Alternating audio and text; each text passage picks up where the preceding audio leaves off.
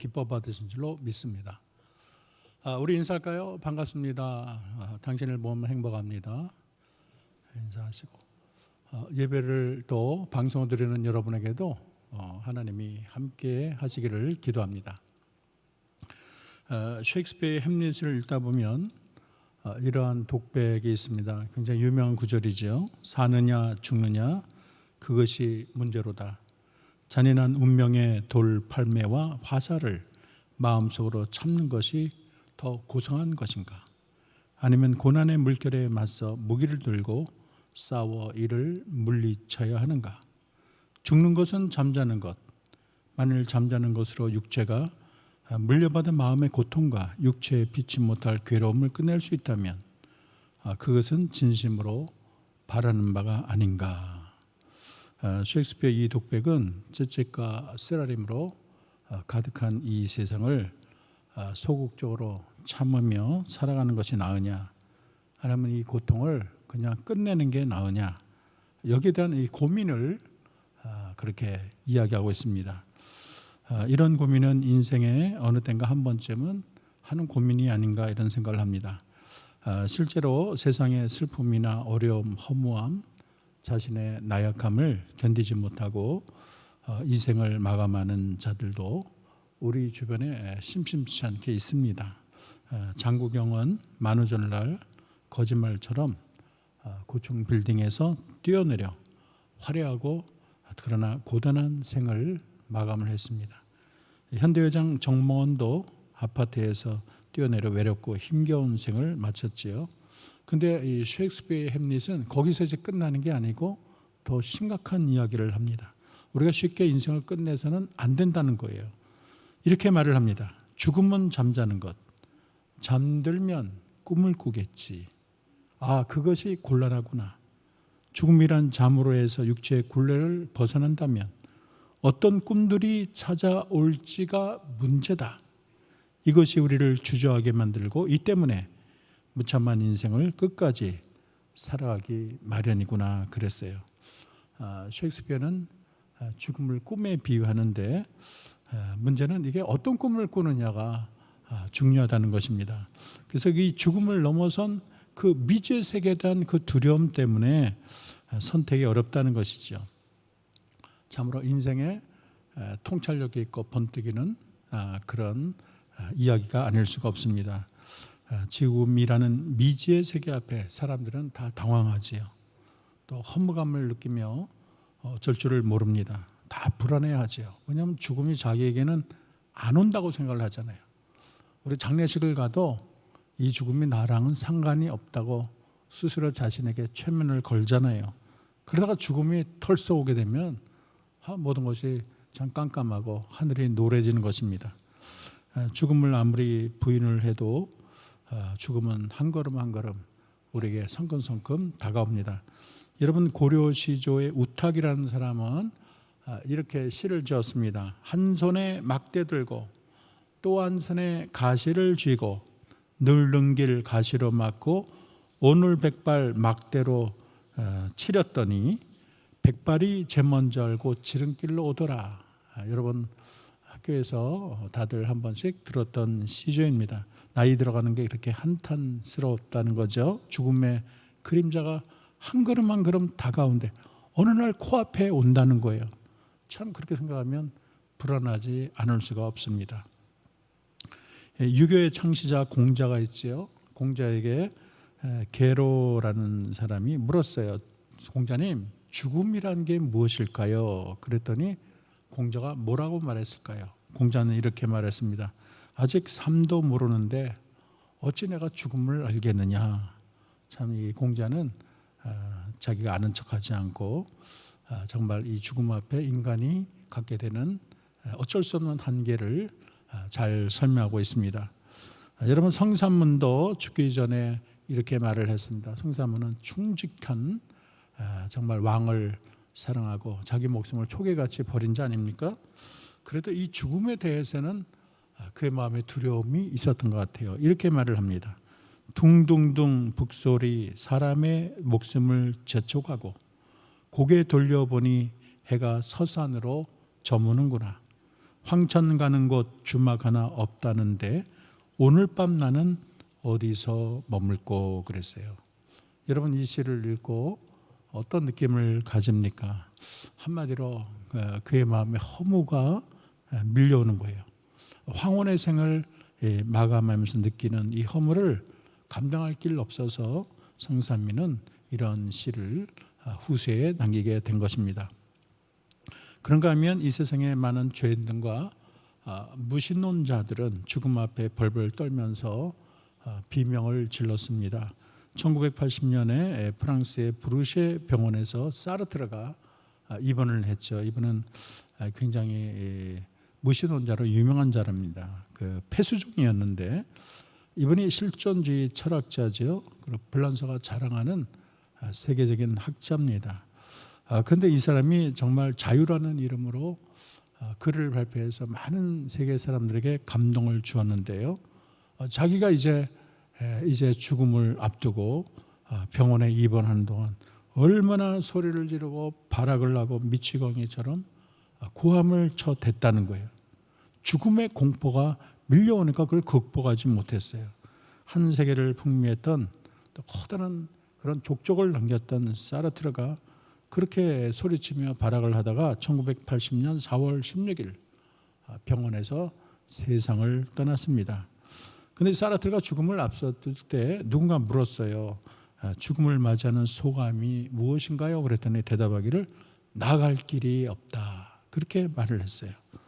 그가 세상을 떠나고 난 후에 불란서 언론들이 떠들어댑니다. 사르트르가 왜 그렇게 죽어야 했는가? 자유를 그렇게도 외치던 그의 마지막이 이렇게 비참한 이유가 무엇인가? 근데 어떤 독자가 신문사에 투고를 해서 이런 기사가 실렸다고 합니다. 사르트르의 말로가 그렇게 비참했던 이유는 그에게 돌아갈 고향이 없기 때문이다. 그렇게 했어요. 많은 무신론자는 하나님이 없다고 살았을 때 하나님을 조롱했지만 죽는 순간에 지옥의 공포를 바라보며 부르짖고 지옥의 존재를 또 인정을 했습니다. 여러분 볼테르 잘 아시죠? 무신론 철학자입니다. 계몽주의 철학자인데 이렇게 말을 했어요. 기독교가 생겨나기까지 수백 년이 걸렸지만 이제 불란서의 한 사람이 50년 안에 기독교를 다 파괴해 버리는 것을 보여주겠다. 그리고 100년 안에 성경은 다 없어지고 만다. 그렇게 아주 장담을 했어요. 근데 그가 이제 죽음의 날이 다가왔을 때 말이 달랐어요. 나는 하나님과 사람에게 버림을 당하였구나. 의사여 6개월만 나를 더 살게 해다오. 그럼 내 재산의 절반을 주겠어. 의사가 말했어요. 6주간도 못 삽니다. 그러자 그는 의사를 못 살게 구고 하루만이라도 더 살고 싶다. 나는 내 앞에 다가오는 저 세상이 무섭다. 저 세상을 들여다볼 수 있는 작은 구멍이라도 있으면 좋았을 것을 나는 무엇인지 모르는 어둠 속으로 빨려 들어가는 것 같다. 나는 멸망으로 들어간다. 그러면서 그는 숨을 거두게 됩니다. 근데 그가 죽은 후에도 기독교는 파괴되지 않고 성경은 여전히 베스트셀러로 여러분 어디를 가나 성경을 우리가 살 수 있지 않습니까?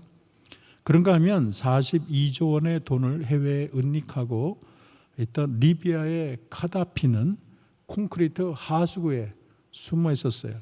자기 국민에게 끌려 나왔죠. 그러면서 쏘지 마 그렇게 살려달라고 했지만 5분도 안 돼서 총에 맞아서 정육점 냉동고에 벌거벗긴 시신으로 구경거리가 되었습니다. 그런데 세상 사람이 다 이렇게 죽음 앞에서 허무감을 느끼고 두려워하고 벌벌 떠는데 오늘 우리는 삶과 죽음을 초월한 사람을 만나게 됩니다. 오늘 본문의 사도 바울입니다. 삶도 죽음도 그에게 있어서는 장애도 되지 못하고 두려움도 될 수가 없었어요. 이게 바로 크리스찬의 힘이라고 말할 수 있습니다. 죽음이 가까울수록 세상 사람은 어쩔 줄 모르고 사색이 되고 벌벌 떨고 허무 속에 정말 끌려가는 자기 자신이 너무 괴롭지만은 하나님을 믿는 자는 삶의 자세가 다른 것입니다. 먼저 사도 바울은 죽어도 좋다는 신앙을 가지고 있어요. 오늘 본문 말씀을 보면 죽는 것이 유익하다 그렇게 말을 하고 있습니다. 죽음을 초월한 자의 고백입니다. 참된 크리스찬은 죽음마저 초월할 때 우리가 진정한 크리스찬이 되는 것입니다. 사도 바울은 21절에서 이는 내게 사는 것이 그리스도니 죽는 것도 유익함이라. 우리 다 같이 한 목소리로 한번 읽어보겠습니다. 시작. 이는 내게 사는 것이 그리스도니 죽는 것도 유익함이라. 내가 사는 이유도 그리스도, 죽는 이유도 그리스도, 내 안에 사는 이 그리스도라는 거예요. 죽어도 좋다는 것입니다. 그래서 바울의 삶 자체는 그리스도예요. 그 자기 안에는 그리스도가 가운데 딱 정중간에 계시는 거예요. 삶의 의미가 그리스도입니다. 자기의 새로운 삶의 소론도 그리스도, 자기 인생의 본론도 그리스도, 자기 인생의 결론도 그리스도가 되는 것입니다. 그리스도의 말로 자기 인생의 전부라고 말할 수가 있습니다. 또 그는 자기 자신은 십자가에 못 박혔다, 그렇게 말을 하죠. 그리스도는 살고 나는 죽었다. 그런 역설적인 진리를 설파하기도 합니다. 내가 죽을수록 그리스도가 살아난다는 거예요. 내가 죽었는데 세상과 성공과 영광이 뭐 이렇게 대수입니까? 죽는 사람에게는 아무런 욕망과 의지를 가질 필요가 없어요. 우리가 세상에 대한 욕망과 미련을 버리기 어려운 것은 세상의 욕망에 대해서 내가 너무 살아있기 때문인 것입니다.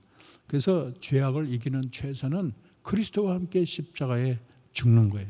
바울은 언제든지 죽을 준비가 돼 있어요.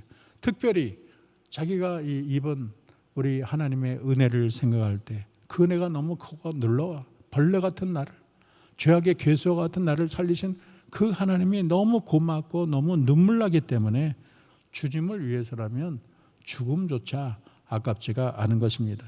그래서 죽음이 두렵지 않은 신앙, 얼마나 귀한 신앙인가요? 우리는 이거를 일사각오라고 말을, 한 번 죽는 것은 각오했다. 어차피 우리 다 한 번 죽는데 주님을 위해서 죽는다면 나는 기꺼이 죽겠다. 이런 배짱 있는 그런 신앙이 되는 것입니다. 아가보라는 선지가 유대에서 내려와 바울의 띠로 자기의 수족을 꽁꽁 묶었습니다. 그리고 말을 합니다. 성령께서 그러는데 이 띠 음자가 예루살렘에 잡혀가서 유대인에게 이렇게 꽁꽁 묶여서 이방인에 넘겨질 것이다. 아니, 그 얘기를 들은 저 사도 바울의 측근과 제자들은 막 만류하면서 선생님 거기 가지 마세요. 가시면 큰일 납니다. 선생님 잡혀갑니다.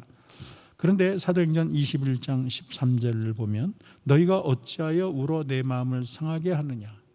나는 주 예수의 이름을 위하여 결박받을 뿐 아니라 예루살렘에 죽을 것도 각오하였노라. 그렇게 외쳐요. 얼마나 그가 주님을 사모하고 죽음조차도 나는 주님을 위해서라면 아무것도 아니다. 오히려 나는 기뻐한다. 이런 자세가 깔려 있지 않습니까? 여러분, 사도 바울은 계속해서 말을 합니다. 사도행전 20장 22절에서 24절인데 우리 다 같이 크게 한 목소리로 읽어보겠습니다. 시작. 보라, 이제 나는 성령에 매여 예루살렘으로 가는데 거기서 무슨 일을 당하는지 알지 못하노라. 오직 성령이 각 성에서 내게 증언하여 결박과 환난이 나를 기다린다 하시니 내가 달려갈 길과 주 예수께 받은 사명 곧 하나님의 은혜의 복음을 증언하는 일을 마치려 하면은 나의 생명조차 조금도 귀한 것으로 여기지 아니하노라. 얼마나 대단합니까? 저는 이 자리에는 우리 모두가 이런 신앙으로 꽁꽁 무정하기를 기도합니다. 더 나아가 바울에게 죽음이라는 것은 세상의 유혹과 무거운 짐을 벗고 사랑하는 주님을 배웠고 또 하늘의 영광에 참여하는 놀라운 은혜의 자리가 되기 때문인 것입니다. 여러분, 죽음이라는 것은 세상의 무거운 짐을 벗어버리고 주님과 만나는 시간이에요. 그래서 내가 이렇게 목숨 바쳐 복음을 증거하고 감옥에도 갇히고 죽어라 고생하는데 그 주님을 내가 만난다면 얼마나 기쁘겠습니까? 그래서 오늘 23절을 보면 이렇게 되어 있습니다. 다시 읽어보겠습니다. 시작. 내가 그들 사이에 끼었으니 차라리 세상을 떠나서 그리스도와 함께 있는 것이 훨씬 더 좋은 일이라. 그렇게 하고 싶구나. 그렇게 말을 하고 있어요. 내가 지금 내가 세상을 떠나게 되면 지금은 그리스도를 희미하게 보이지만 그때는 주님을 가까이 본다는 거예요. 지금은 멀리 있지만 주님 품에 안긴다는 거예요. 얼마나 참 그 주님이 반갑고 하늘의 영광이 얼마나 행복하게 할까요? 그래서 그는 성경 곳곳에 죽음의 기쁨과 희열을 기록하고 있습니다. 로마서 8장 18절을 보면 생각컨대 현재 고난은 장차 우리에게 나타날 영광과 비교할 수 없도다, 그렇게 말을 하지 않습니까? 또 디모데후서 4장 8절 보면 이제 후로는 나를 위하여 의의 멸관이 예비되었으므로 주곧 의로우신 재판장이 그날에 내게 주실 것이며 내게만 아니라 주의 나타나심을 사모하는 모든 자에게니라. 얼마나 멋진 승리의 팡파레입니까? 믿음의 선진들은 한결같이 죽음이라는 것이 그렇게 두려워하고 괴로워하고 발악하고 소리 지르고 그런 게 아니고 축복의 나라, 영광의 나라 입성하는 것으로 이해를 했습니다. 여러분, 전도자 무디 목사님은 죽음을 맞이할 때 갑자기 두 손을 높이 들고 이렇게 말을 했어요. 땅이 물러가고 하늘문이 열린다. 그의 눈엔 보였던 거예요. 땅이 물러가더니 하늘문이 그의 눈앞에 탁 예루살렘이 빛나는 게 눈앞에 보이는 거예요. 얼마나 부러운가요? 또 캐서린 부스라는 여인은 구세군의 창시자의 아내인데 이분이 죽음을 두려워하지 않고 이런 유언을 남겼습니다. 물결이 높아지고 있어요. 나도 더불어 높아지고 있네요. 나는 아래로 내려가는 것이 아니라 위로 올라가고 있답니다. 죽음에 대해 걱정하지 마세요. 나는 계속 잘 살 거예요. 그렇게 말을 합니다. 또 매튜 헨리라는 여러분 성서 주석가, 영국의 비국교도 신학자인데요. 런던에서 그는 목회를 하다가 사망을 했습니다.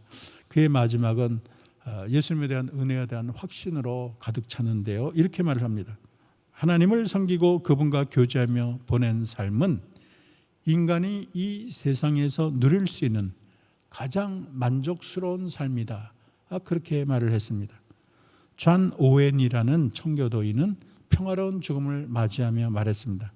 나는 내 영원히 사랑했던 분, 아니 영원한 사랑으로 나를 사랑하신 분께로 간다. 이것이 나의 위로의 유일한 기초다. 그렇게 말을 했습니다. 그런가 하면 미국의 회중교회 설교자 에드워드 페이스는 하나님께 쓰임받은 중에 쓰러졌는데요. 영생을 소망했던 그의 육신이 고통을 다 잊어버렸어요. 이렇게 말을 합니다. 하늘의 도성이 완전히 내 시야에 들어온다. 그 영광이 나를 비추고 그 향기가 내게 풍겨오며 그 소리가 내 귀를 때리고 그 기운이 내 마음속에 생기를 불어넣는구나. 왜 하나님께서 이 죄악된 벌레 같은 인간에게도 빛을 비춰주시는 걸까? 그렇게 말을 했어요. 여러분이 잘 아시는 데이비드 브레이너, 이 사람은 인디안 선교를 하다가 30세 정도에 세상을 마쳤는데요. 그의 일기장에는 이렇게 기록되어 있습니다. 오 나의 사랑하는 하나님, 저는 신속히 당신에게 나가고 있나이다. 저는 바랍니다. 오 주여, 그것이 당신의 축복된 뜻이라면 그날을 재촉하소서. 오 주 예수여, 오시옵소서. 속히 오시옵소서. 믿음의 선진들의 이런 고백을 보면 그들이 죽음을 극복하는 그 신앙이 너무 아름답다, 너무 멋있다. 우리들도 이런 신앙을 가져야 하지 않을까, 그렇게 생각을 합니다. 두 번째로 이 사도 바울은 살아도 좋다, 이런 또 신앙을 가지고 있어요. 사도 바울은 난 반드시 죽어야 돼 그러지는 않았어요. 사는 것도 좋다고 했습니다. 그것은 자기가 이 세상에서 주님을 위해 더 살 수 있기 때문인 것입니다. 사실 바울은 예수님 때문에 살아요. 예수님을 전하는 것이 자기의 삶의 이유입니다. 그리고 자신이 겪는 고난을 통해 그리스도께서 높임을 받고 있다고 그는 확신을 했습니다. 감옥의 바깥에 있는 성도들이 오히려 말씀을 담대히 전하는 거예요. 그래서 우리 주님이 존귀함을 받습니다. 그래서 이것이 그의 유일한 기대와 소망이고 그 소망이 이루어지기 때문에 바울은 기뻐하고 있습니다. 그래서 자기가 정말로 그리스도와 함께 있기를 원한다고 말을 했지만 죽는 것은 내 뜻이 아니라 하나님의 뜻을 따라야 된다는 거예요. 여러분 22절에서 24절 다시 한번 읽어보겠습니다. 시작. 그러나 만일 육신으로 사는 이것이 내 일의 열매일진데 무엇을 택해야 하는지 나는 알지 못하노라. 내가 그 둘 가운데 끼었으니 차라리 세상을 떠나 그리스도와 함께 있는 것이 훨씬 더 좋은 일이나 그렇게 하고 싶으나 내가 육신으로 있는 것이 누구를 위하여? 너희를 위하여 더 유익하니라. 그렇게 말을 했어요. 삶과 죽음의 그 갈림길에서 이렇게 할까 저렇게 할까, 이래도 좋고 저래도 좋고, 죽으면 더 좋은데 하지만 그는 하나님께서 내가 남기를 원하시는구나. 성도의 유익을 위해서 내가 더 일을 하고 복음을 전하기를 주님은 원하시는구나. 그렇게 확신을 한 것입니다. 그래서 25절과 26절을 보면 내가 살 것과 너희 믿음의 진보와 기쁨을 위하여 너희 무리와 함께 거할 이것을 확실히 아노니 내가 다시 너희와 같이 있으므로 그리스도 예수 안에서 너희 자랑이 나로 말미암아 풍성하게 되려 함이라.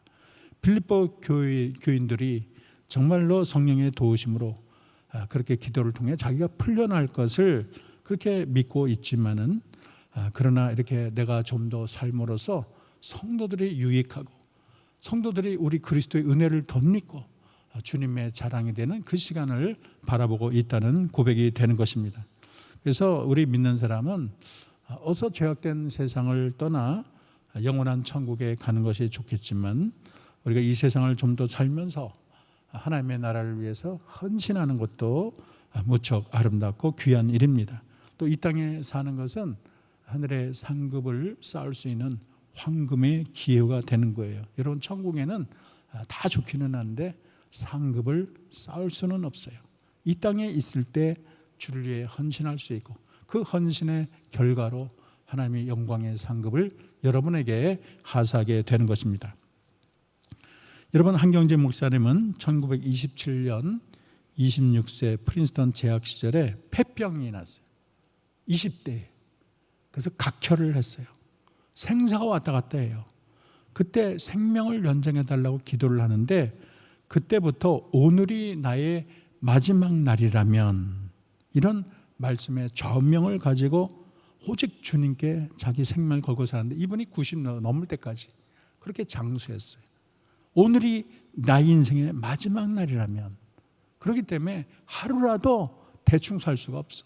오늘 하루가 하나님의 선물이에요.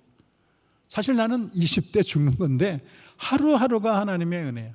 그렇게 90세 이상을 은혜로 점철된 삶을 살게 된 것입니다. 사도 바울의 또 삶과 죽음의 마지막 그렇게 그의 교훈은 그리스도만 존귀라는 것입니다. 어떻게 사도 바울이 죽고 사는 문제를 초월할 수 있었을까? 삶과 죽음을 초월할 수 있는 그 비결의 핵심이 무엇일까? 그것은 빌립보서 1장 21절입니다. 우리 다 같이 큰 목소리로 읽어보겠습니다. 시작. 살든지 죽든지 내 몸에서 그리스도가 존귀하게 되게 하려 하나니 이는 내게 사는 것이 그리스도니 죽는 것도 유익함이라. 내게 사는 것이 그리스도다. 내 삶의 내용이 그리스도라는 거예요. 그리스도만이 나의 존재의 이유가 된다는 것이죠. 나는 그리스도를 위하여 살고 그리스도를 전하기만 하면 살아도 죽고 죽어도 좋다는 거예요. 예수님이 삶과 죽음이라는 그런 어려움을 극복하고 장애물을 뛰어넘을 수 있는 이유와 목적과 힘이 된다는 사도 바울의 진정한 고백이라고 이해할 수 있겠습니다. 그래서 사도 바울은 어떤 상황에서라도 자기의 몸을 통해서 예수님이 존귀하게 되기를 간절히 원했어요. 그래서 살든지 죽든지 뭐 풀려나든지 감옥에 있든지 예수님만 존귀하게 하면 돼. 내가 살아도 주님만 존귀하면 돼. 내가 죽어도 주님만 존귀하게 하면 돼. 그러니까 그는 예수님을 가장 인생의 최고의 보배와 목적으로 삼은 것입니다. 여러분, 그렇습니다. 우리에게도 예수 그리스도보다 존귀한 것은 없어요. 우리가 눈에 볼 때는 모든 것이 다 여기에 내 생명에 달려있는 것 같고 삶의 의미가 있는 것 같고 그런 의미를 사방 여러분 주변에 뭐 자식들에게 여러분 일에 뭐 여러분 이 세상에 가지고 있는 것에 둘지 모르지만 영혼의 시각에 보면 남는 것은 하나님 한 분밖에 없어요. 다 먼지처럼 사라지고 하나님만이 우리의 삶의 이유고 하나님만이 내 삶의 보배가 되는 것입니다. 그래서 예수님이 생명보다 귀한 것이 되는 거예요. 로마서 14장 17절 우리 다시 읽어보겠습니다. 시작. 우리 중에 누구든지 자기를 위하여 사는 자가 없고 자기를 위하여 죽는 자가 없도다. 그러므로 사나 죽으나 우리가 주의 것이로다. 내게 사는 것이 그리스도니 죽는 것도 유익하다 그랬어요. 고린도전서 10장 33절 다시 읽어보겠습니다. 시작. 그런즉 너희가 먹든지 마시든지 무엇을 하든지 다 무엇을 위하여 하라? 하나님의 영광을 위하여 하라. 그래서 그의 손에는 그리스도만이 존귀, 오직 하나님께 영광, 이런 표어가 늘 그의 손에는 들려 있는 거예요. 사는 이유도 그리스도, 죽는 이유도 그리스도가 되는 것입니다. 그래서 그리스도만 존귀케 된다면 어떤 수모를 겪어도 좋다. 내가 어떤 핍박을 받아도 좋다. 예수님의 제자들은 그렇게 까닭없이 능력을 받는 걸 오히려 영광으로 생각했어요. 내가 주를 위해서 이렇게 일했는데 내가 왜 이렇게 수치를 당하고 매를 당하나. 하나님 그럴 수가 있나? 그러지 않았어요. 나 같은 자가 어떻게 주님을 위해서 능욕을 당하나.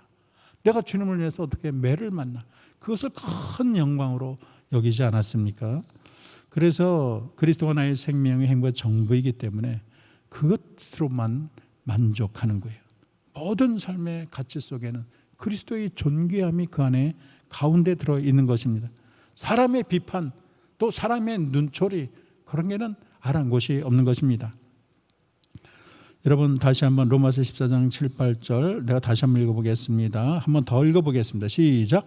우리 중에 누구든지 자기를 위하여 사는 자 없고 자기를 위하여 죽는 자 없도다. 살아도 주를 위하여 살고 죽어도 주를 위하여 죽나니 그러므로 사나 죽으나 우리가 누구의 것이로다? 주의 것이로다. 여러분의 삶의 의미가 무엇인가요? 또 여러분에 있어서 죽음의 의미가 무엇일까요? 여러분은 살기를 원하십니까? 아니면 죽기를 원하십니까? 바라옵기는 우리 모두 오늘 사도 바울의 영성, 살든지 죽든지 내 몸에 그리스도가 존귀하게 되려 하나니 이는 내게 사는 것이 그리스도니 죽는 것도 유익함이라. 이 삶과 죽음을 초월하는 은혜의 고백이 저와 여러분의 고백이 되기를 주의 이름으로 축원합니다. 기도하겠습니다. 하나님, 삶의 허무 앞에 죽음의 두려움 앞에 떠는 사람이 얼마나 많습니까? 그러나 사랑하는 주의 성도들, 살든지 죽든지 내 몸에서 그리스도가 존귀하게 되게 하나니 내게 사는 것이 그리스도니 죽는 것도 유익함이라. 이 사도 바울의 황금 고백처럼 살든지 죽든지 주님 한 분만으로 만족하게 하옵시며 살아도 주를 위하여 죽어도 주를 위하여 죽는 선의 성도가 다 되게 하옵소서. 예수님의 이름으로 기도합니다. 아멘.